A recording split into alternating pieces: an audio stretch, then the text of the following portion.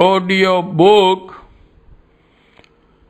वाङ्मय 35 समस्त विश्व को भारत के अजस्त्र अनुदान।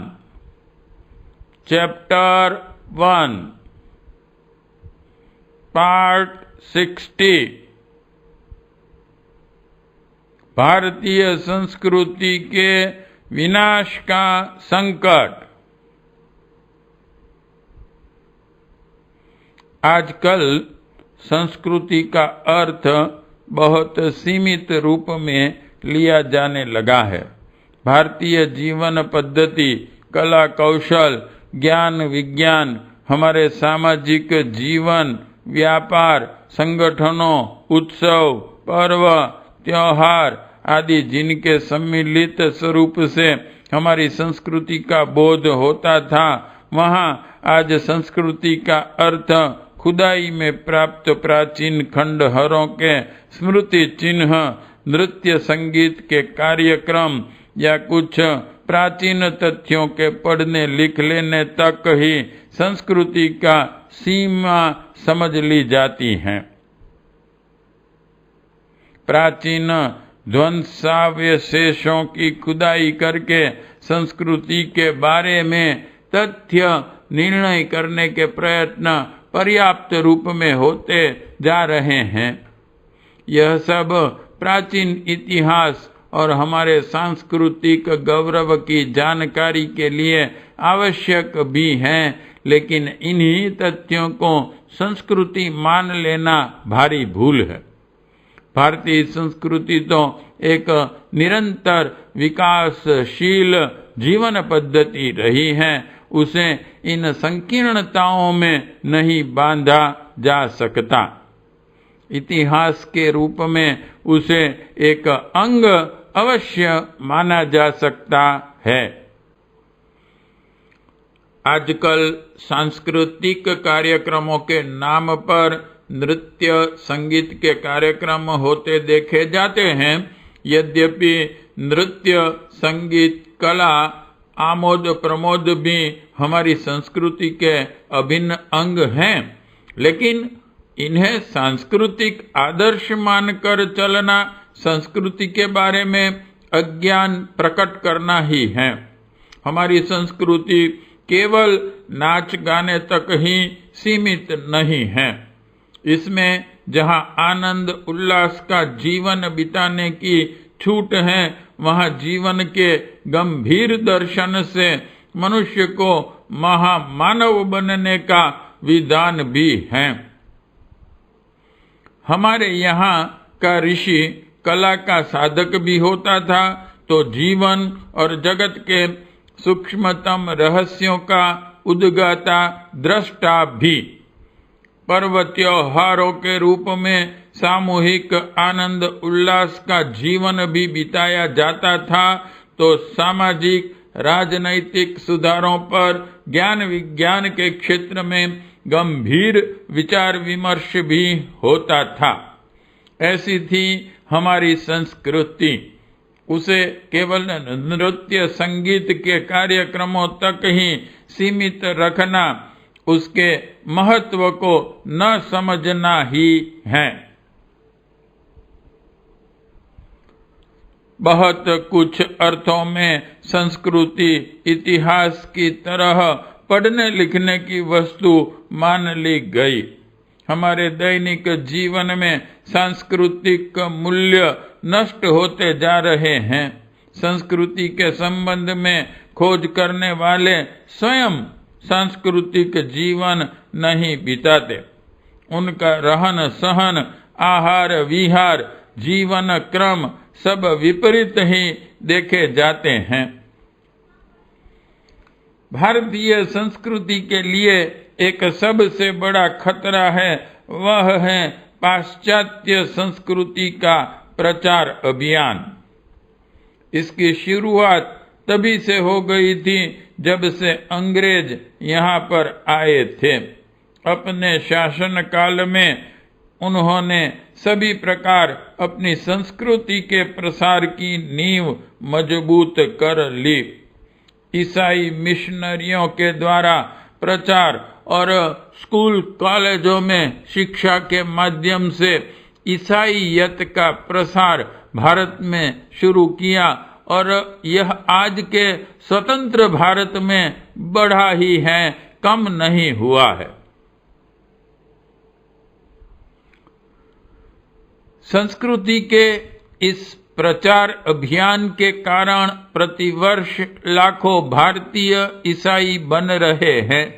स्वदेशी रहन सहन, भाषा, भाव, विचारों का परित्याग करके वे अपने सांस्कृतिक गौरव को भुला रहे हैं।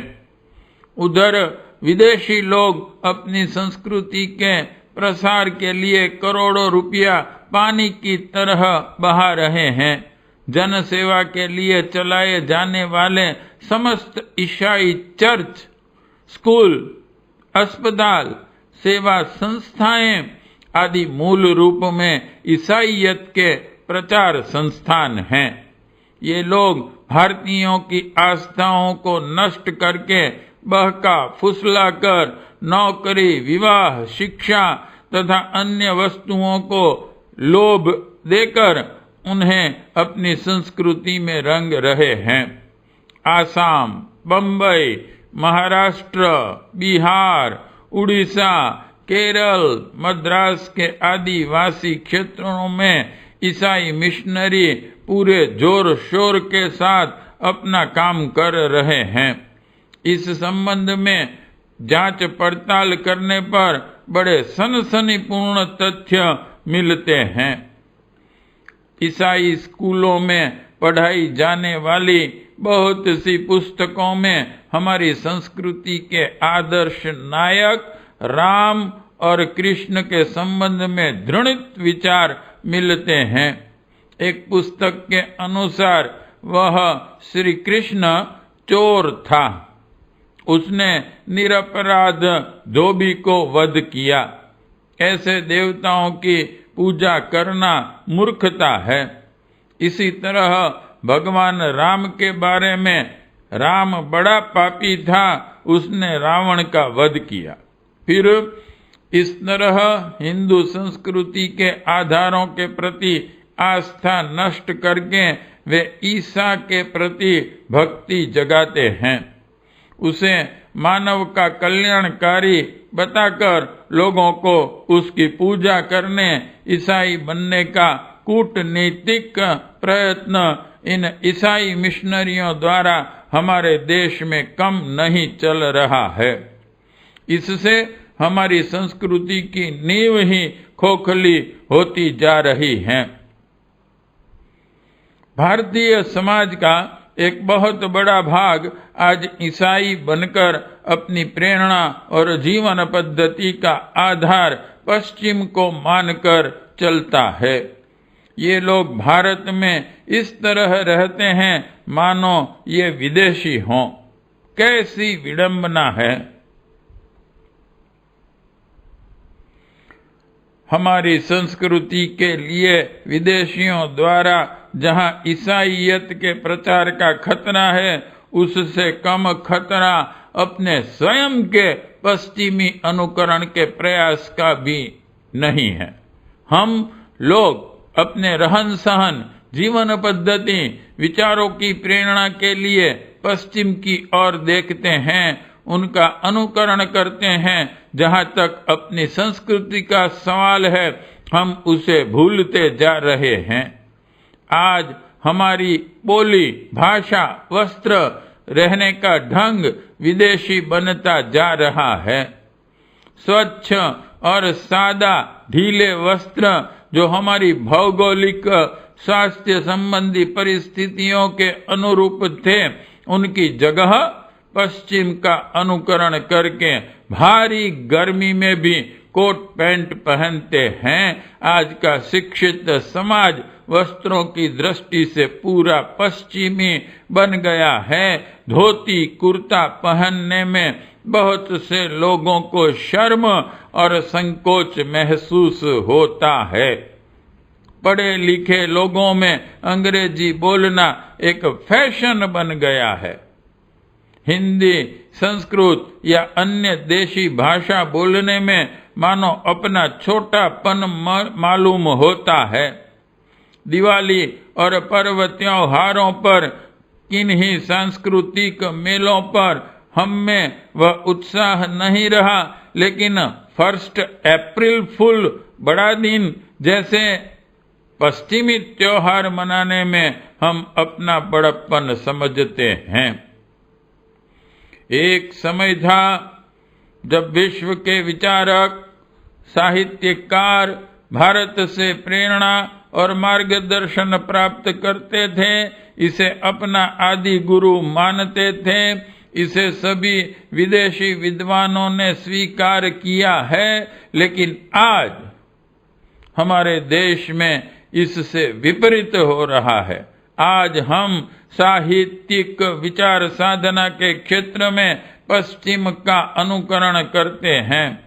इसका अर्थ यह नहीं कि हमें वहाँ के साहित्य का अध्ययन नहीं करना चाहिए, यह तो किसी भी विचारशील व्यक्ति के लिए आवश्यक है, किंतु अपने मौलिक सांस्कृतिक तथ्यों, प्रेरणाओं को भुलाकर पश्चिम का अंधानुकरण करना हमारी संस्कृति के लिए बड़ा खतरा है। इससे वह कमजोर होती हैं।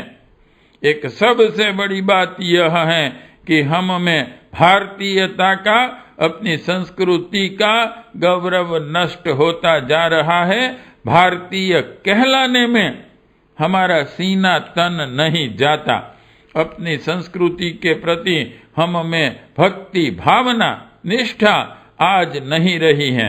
ऐसी निष्ठा जिसके लिए हमारे पूर्वजों ने अनगिनती कष्ट सहे थे, बड़े बड़े प्रलोभनों को ठोकर मार दी थी।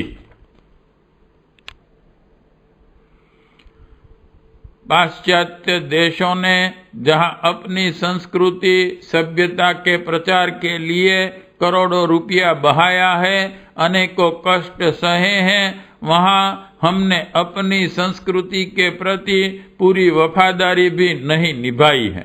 काश हमने इस संबंध में थोड़ा भी प्रयत्न किया होता तो आज संसार की स्थिति इससे भिन्न होती।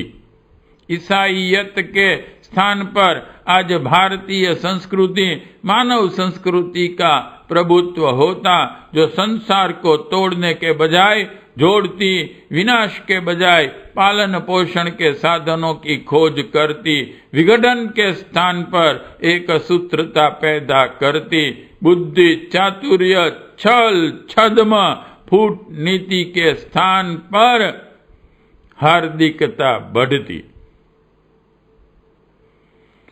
आज के युग में हमारे लिए बहुत बड़ी चुनौती है कि हम अपनी संस्कृति को नष्ट होने से बचाएं, इसके प्रति आस्थावान बने, सांस्कृतिक मूल्यों को अपने जीवन में उतारें, साथ ही इसका प्रचार प्रसार भी करें। पाठ 60 समाप्त।